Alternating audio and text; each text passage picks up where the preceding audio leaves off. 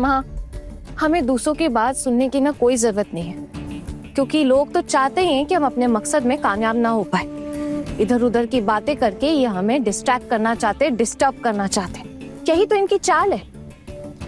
हमें इनको इनकी चाल में कामयाब नहीं होने देना है, चाहे कुछ भी हो जाए।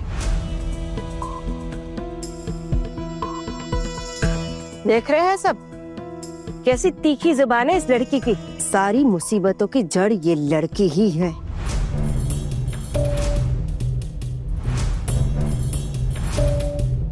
आपकी ये सारी बातें तो मैं बहुत दिनों से सुनती हुई आ रही हूँ, पर फिर भी क्या मैं अपने आप को बदली? तो अब आपके बोलने पे मैं क्यों बदलूंगी खुद को? तो फिर इतनी सारी बातें करके इतना खून जलाने का क्या मतलब है? क्या फायदा? आप जाइए, सो जाइए। आप दोपहर में सोती है ना, तो फिर आज क्यों नहीं सो रही? नींद नहीं आ रही आपको आज?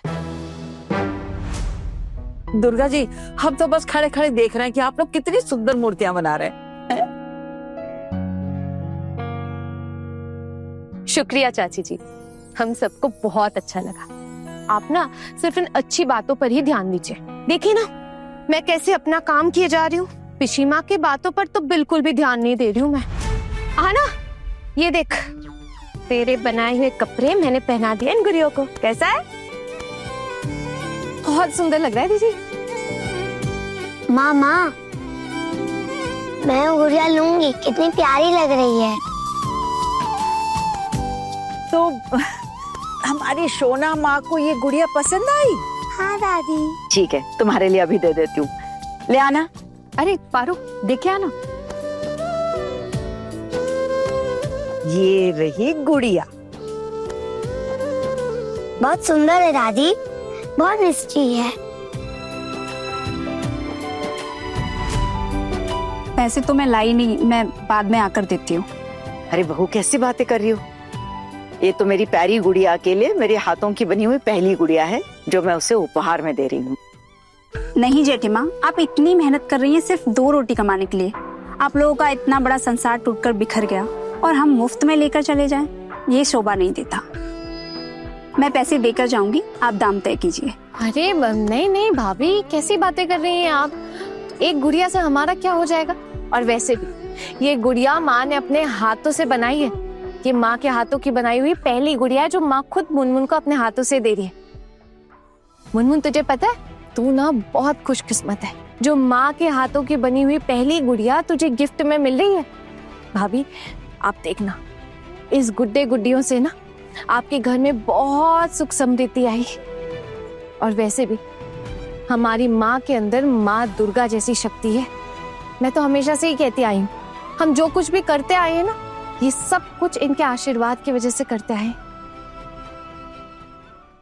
देख रहे हैं आप सब? हाँ, कैसे सासू माँ को पटा रही है। बाहर घूमने जाने का रास्ता तय कर रही है ये।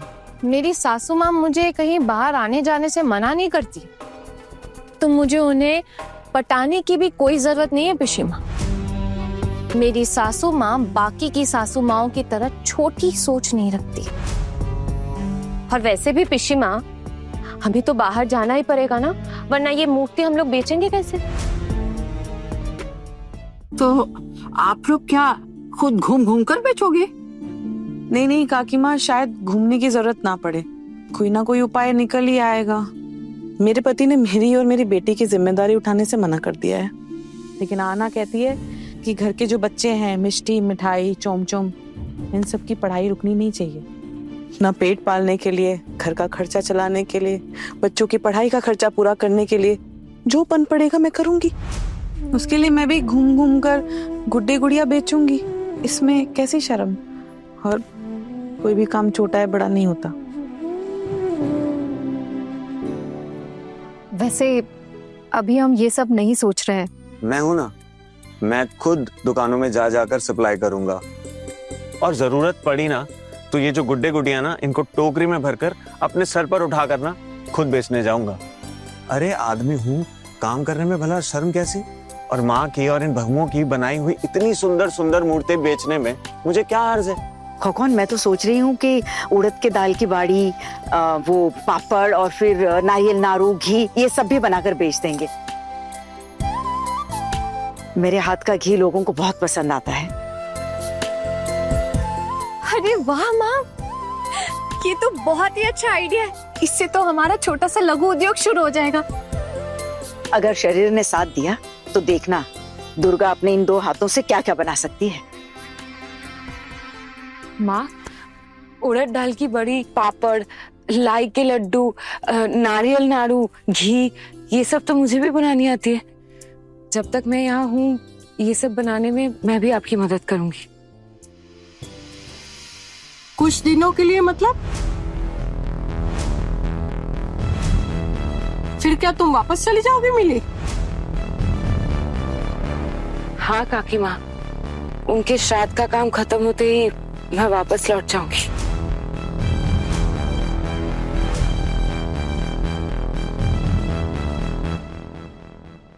नहीं, ये कहीं नहीं जाएगी।